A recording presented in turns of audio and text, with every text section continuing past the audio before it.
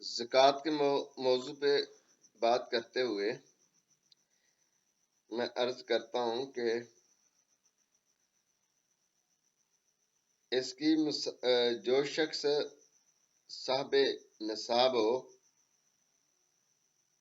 اس پر زکوٰۃ واجب ہو، تو وہ زکوٰۃ کا مال اپنی اصل کو نہ دے،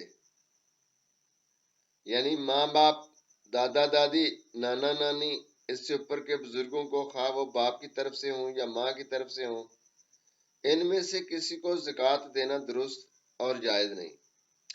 اسی طرح اپنی فروغ، یعنی بیٹا، بیٹی، پوتا پوتی، پڑپوتا پڑپوتی، نواسا نواسی، ان کی اولاد میں سے کسی کو بھی زکوٰۃ کا مال دینا درست نہیں۔ امام اعظم رحمہ اللہ کے قول کے مطابق شوہر بیوی کو اور بیوی شوہر کو زکوٰۃ نہ دے، مگر صاحبین کا قول یہ ہے کہ اگر بیوی اپنے شوہر کو زکوٰۃ دے تو درست ہے۔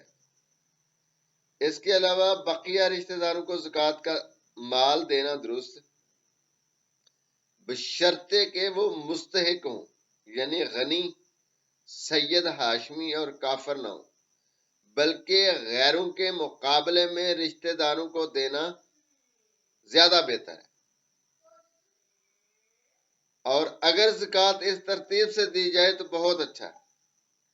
پہلے بہن بھائیوں کو دے، ان کے بعد ان کی اولاد کو، پھر چچا اور پھپھی کو، ان کے بعد ان کی اولاد کو، پھر ماموں خالہ کو، ان کے بعد ان کی اولاد کو، پھر ان لوگوں کو جو ذوی اور ارحام ہوں، یعنی اپنے اجنبی ہمسایہ پڑوسی کو، اور اپنے ہم پیشہ کو، اور اپنے ہم وطن کو۔ یہی حکم صدقہ فطر اور نذر کا ہے۔ مذکورہ بالا ترتیب سے دینا افضل۔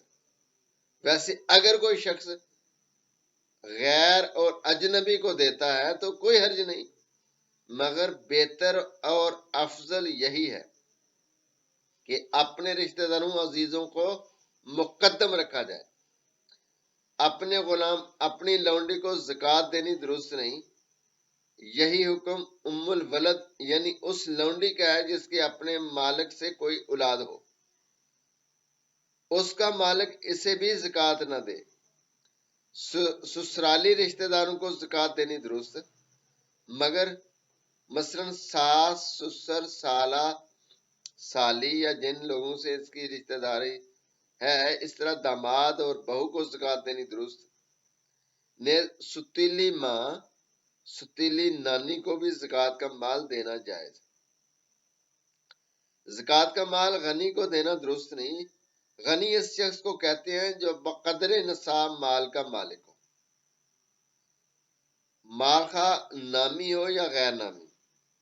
نامی مال اس مال کو کہتے ہیں جس میں اضافہ اور بڑھوتری ہوتی ہے، جیسے مال تجارت ہے، اور نقد سونا چاندی، سونے چاندی کے زیورات، یہ مال شرعی قاعدہ کے مطابق نامی ہے، یعنی بڑھنے کی صلاحیت رکھتے ہیں۔ اس طرح ایسے مویشی اور جانور بھی حقیقتاً نامی مال ہیں جو تجارت یا افزائش نسل کے لیے ہوں۔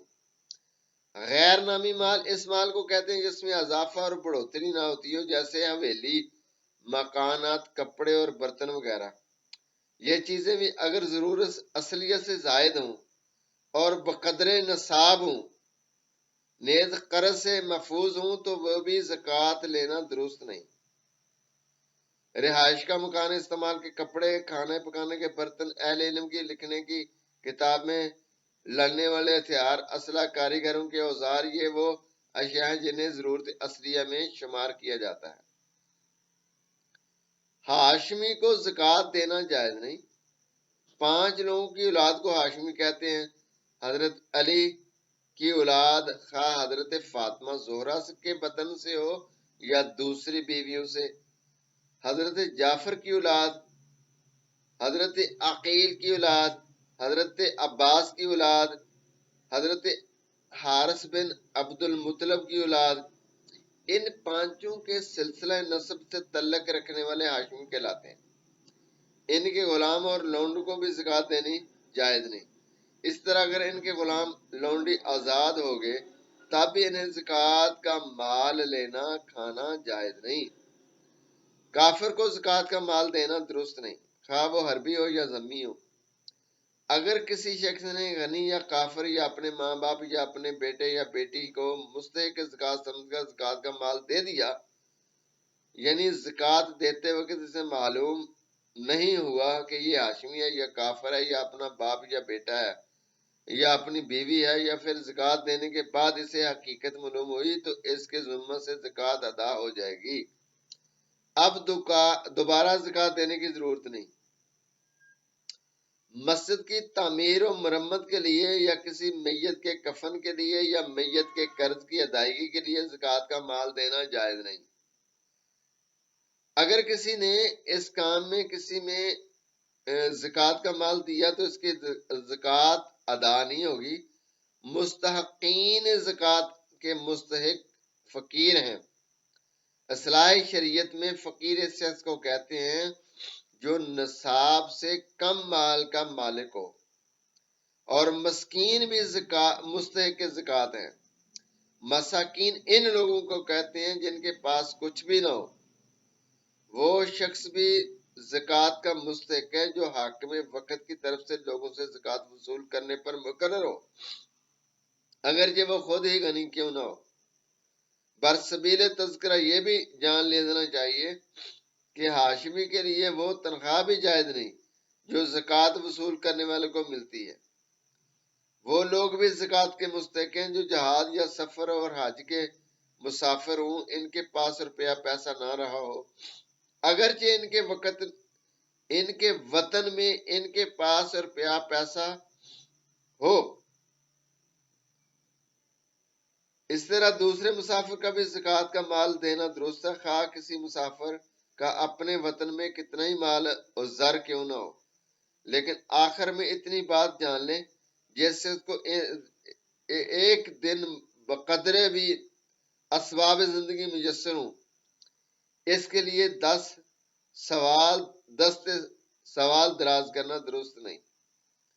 جس کے پاس مال ہو اور وہ ایک دن گزار سکتا ہے، وہ سوال نہ کرے۔ تو اللہ تبارک تعالی ہمیں ان مسائل کو اچھی طرح سے ذہن نشین کرنے کی اور اس پر عمل کرنے کی توفیق عطا فرمائے۔